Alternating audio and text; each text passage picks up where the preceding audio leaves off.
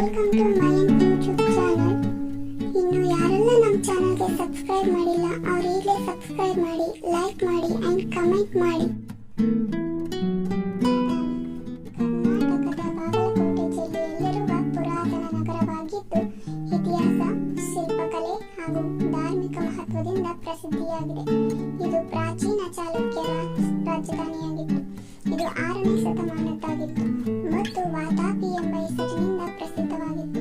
ಚಾಲುಕ್ಯರು ಇಲ್ಲಿ ಶಿಲ್ಪಕಲೆಯ ಚರಮ ಸ್ಥಾಯಿಯನ್ನು ತಲುಪಿಸುತ್ತಿದ್ದರು. ಬಾದಾಮಿಯ ಪ್ರಮುಖ ಸ್ಥಳಗಳು: ಬಾದಾಮಿ ಗುಹಾ ದೇವಸ್ಥಾನಗಳು. ಬಾದಾಮಿಯ ಪ್ರಮುಖ ಆಕರ್ಷಣೆಗಳೆಂದರೆ ಇಲ್ಲಿನ ನಾನಾ ಪರ್ವತಗಳನ್ನು ಕೊತ್ತಿದ್ದ 4 ಗುಹಾ ದೇವಸ್ಥಾನಗಳು. ಇವು ಭಾರತೀಯ ಶೈಲಿಯ ರಾಕ್ ಶಿಲ್ಪಕಲೆಗಳಲ್ಲಿ ಪ್ರಮುಖವಾಗಿವೆ. ಈ ಗುಹೆಗಳು ಹಿಂದೂ, ಜೈನ ಮತ್ತು ಬೌದ್ಧ ಧರ್ಮದ ಶಿಲ್ಪಗಳನ್ನು ಒಳಗೊಂಡಿವೆ. ಗುಹೆಗಳ ವಿವರ: ಮೊದಲನೇ ಗುಹೆ ಶಿವನಿಗೆ ಮೀಸಲಾದ ದೇವಸ್ಥಾನ. ಇಲ್ಲಿ 18 ಹಸ್ತಗಳ ನಟರಾಜನ ಶಿಲ್ಪವಿದೆ. ಎರಡನೇ ಗುಹೆ ವಿಷ್ಣುವಿಗೆ ಮೀಸಲಾದದ್ದು. ವರಹ ಮತ್ತು ತ್ರಿವಿಕ್ರಮ ರೂಪಗಳ ಶಿಲ್ಪವಿದೆ. ಮೂರನೇ ಗುಹೆ ಬಹುದೊಡ್ಡದು. ವಿಷ್ಣುವಿನ ವಿವಿಧ ಅವತಾರಗಳು ನರಸಿಂಹ, ರಾಮ, ಕೃಷ್ಣ ಇಲ್ಲಿದೆ. ನಾಲ್ಕನೇ ಗುಹೆ ಜೈನ ಧರ್ಮಕ್ಕೆ ಸಂಬಂಧಿಸಿದ್ದು. ಮಹಾವೀರನ ಶಿಲ್ಪವಿದೆ. ಎರಡನೆಯದಾಗಿ ಅಗಸ್ತ್ಯ ತೀರ್ಥಕೆರೆ, ಅಗಸ್ತ್ಯ ಲೇಕ್.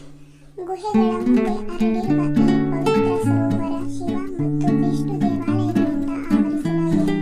ಇದನ್ನು ಪವಿತ್ರ ಸ್ನಾನಕ್ಕಾಗಿ ಉಪಯೋಗಿಸಲಾಗುತ್ತಿತ್ತು. ಭೂತನಾಥ ದೇವಸ್ಥಾನಗಳು.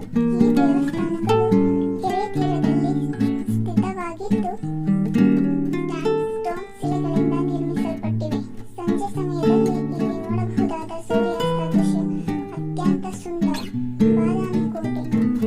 ಬಾದಾಮಿ ಪರ್ವತಗಳ ಮೇಲೆ ಹರಡಿರುವ ಈ ಕೋಟೆ ಚಾಲುಕ್ಯ ರಜಪೂತ ಪುಲಕೇಶಿ ಕಾಲದಲ್ಲಿ ನಿರ್ಮಿಸಲಾಯಿತು.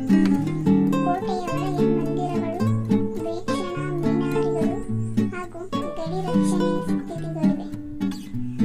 ಐತಿಹಾಸಿಕ ಮಹತ್ವ: ಬಾದಾಮಿ ಚಾಲುಕ್ಯರು ದಕ್ಷಿಣ ಭಾರತದ ಕಲಾ ಶೈಲಿಗೆ ಹೊಸ ಆಯಾಮವನ್ನು ನೀಡಿದರು. ಇಲ್ಲಿನ ಗುಹಾ ದೇವಾಲಯಗಳು ಮತ್ತು ಶಿಲ್ಪಗಳು ದ್ರಾವಿಡ ಶೈಲಿಯ ಅಡುಗೆ ಬೆಳಗುಗಳಾಗಿವೆ.